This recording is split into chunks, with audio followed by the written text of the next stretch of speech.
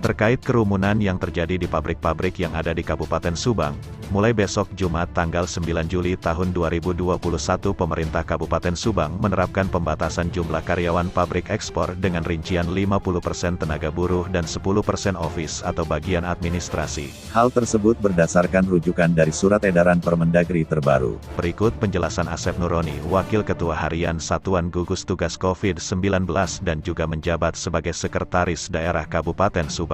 Pak Sekda, sebagai Wakil Ketua Harian, mungkin kita minta tanggapan terkait dengan sejumlah perusahaan-perusahaan yang potensi kerumunannya luar biasa, gitu. Dan mungkin juga sudah ada klaster juga, gitu. Nah, dan bahkan kita mendapatkan informasi ada curhatan-curhatan yang sekarang viral itu, suami dari karyawan yang meminta izin supaya diistirahatkan tapi tidak mendapat izin meskipun sudah 4 hari gejala-gejala COVID-nya itu sudah nampak. Nah, mungkin tanggapannya seperti apa, Pak Sekda? Ya, terima kasih. Berkaitan dengan hal perusahaan, pertama kita akan menyampaikan dulu tentang surat edaran yang berkaitan ada beberapa perubahan, di mana surat edaran yang pertama itu untuk perusahaan esensial yang ada sifatnya ekspor, yang di SE pertama itu 100% masuk ya. Nah, sekarang udah turun Permendagri yang terbaru tadi jam 11 siang. Jam 11 siang. Ya, dan sekarang kita langsung menyesuaikan dengan SE Bupati yang isinya perusahaan esensial ekspor dibatasi menjadi 50% untuk wilayah produksi dan 10% untuk lingkungan office atau kantor. Berlaku semua perusahaan untuk perusahaan ya, yang sifatnya esensial.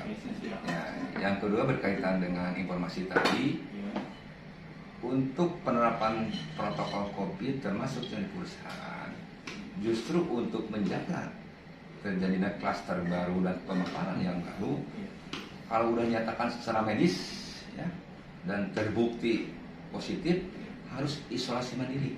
Harus isolasi mandiri. Perusahaan harus mewajibkan untuk amanat dari protokol kesehatan. Apalagi ada permintaan dan dibuktikan oleh keterangan medis atau alat yang menunjukkan bahwa itu benar-benar telah terpapar, ya, baik swab maupun rapid.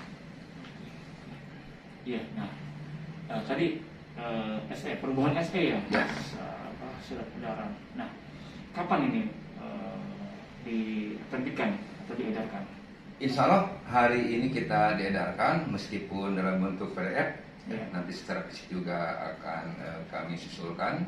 Yang jelas secara proses administrasi sekarang lagi penyesuaian, dan sekarang juga kita parafkan dan selanjutnya di tangan Bupati, ya, serta Bupati kita edarkan ke semua unsur baik gugus, perusahaan, disnaker yang dianggap perlu termasuk unsur penindakan, ya, kita kirimkan juga. Insya Allah hari ini paling lambat besok. Nah, langkah-langkah untuk antisipasi penerapan dari perubahan SE sendiri seperti apa? Kan dari pantauan kita kemarin kita tidak melihat petugas Satgas COVID di lokasi-lokasi pabrik seperti Taekwang yang begitu luar biasa kerumunannya. Nah, itu kan jika ada kan bisa diantisipasi kan begitu. Nah, ini tidak ada. Nah, langkah apa yang akan dilakukan atau diambil oleh pihak Satgas COVID Kabupaten Subang? Pertama, tentunya sosialisasi baik langsung maupun tidak langsung, dalam arti tidak langsung itu melalui alat komunikasi yang ada baik online maupun fisik. Nah, setelah sosialisasi baru kita, karena udah efektif, kita kebetulan sekarang udah berjalan tindakan penegakan tipiring. Nah, tadi juga udah kita lakukan sidang yang pertama untuk pelanggar protokol kesehatan dalam rangka PPKM darurat, dan ini berlaku untuk semua yang diatur oleh SE termasuk perusahaan, ya, pasti akan dikenakan penegakan protokol kesehatan di masa darurat COVID sampai dengan tanggal 20. Sementara itu, aktivis buruh Kabupaten Subang Esti Setiorini mendesak agar pemerintah lebih jelas dan tegas membuat aturan untuk melindungi keselamatan buruh dari penyebaran bahaya virus corona.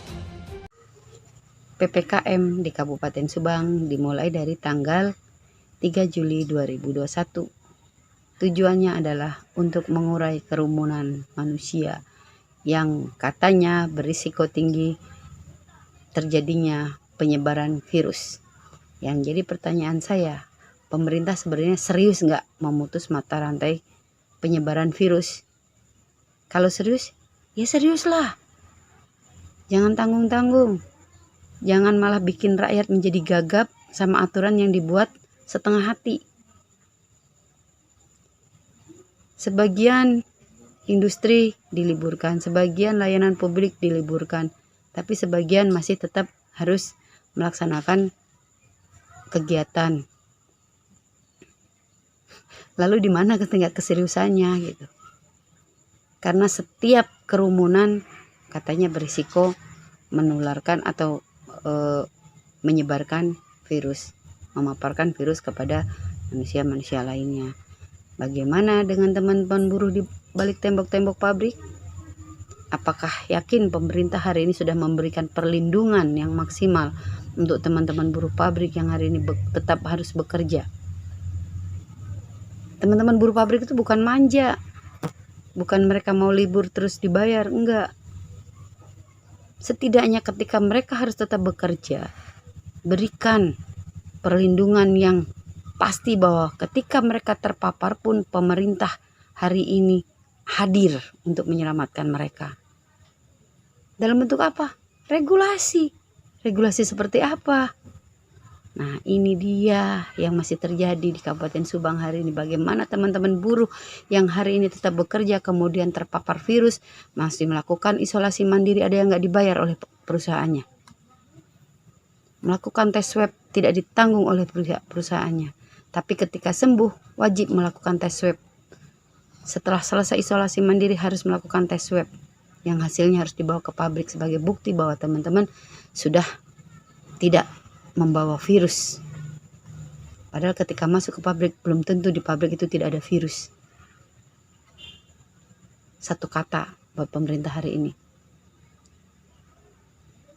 Jangan sebecanda itulah menerapkan PPKM yang setengah hati. Terima kasih.